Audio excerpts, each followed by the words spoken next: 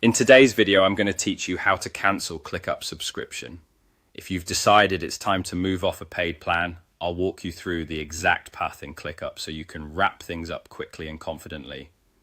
We'll keep it simple and stick to the built-in option to downgrade your plan, which is how ClickUp processes cancellations.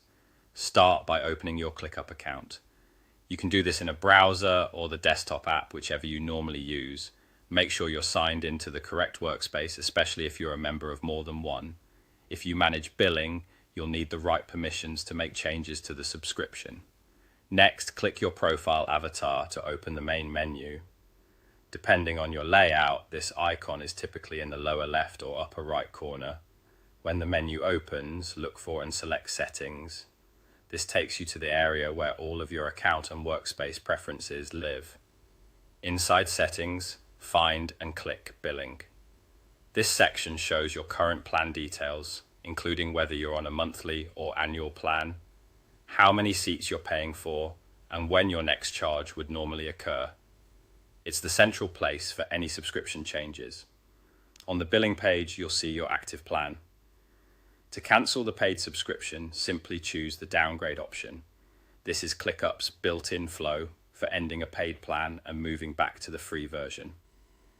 It ensures your workspace remains accessible while paid features are turned off according to the policy shown on screen. After you click downgrade, follow the prompts on your screen. These prompts may ask you to confirm the workspace you're changing, pick the free plan, and acknowledge when the change takes effect. You might also be asked for a brief reason for downgrading. Read each message carefully, as it will outline whether the downgrade is immediate or scheduled for your next renewal date, and how any remaining time on your plan is handled.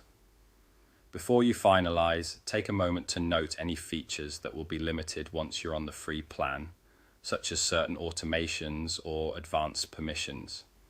If you collaborate with a team, it can help to let them know the change is coming so there are no surprises.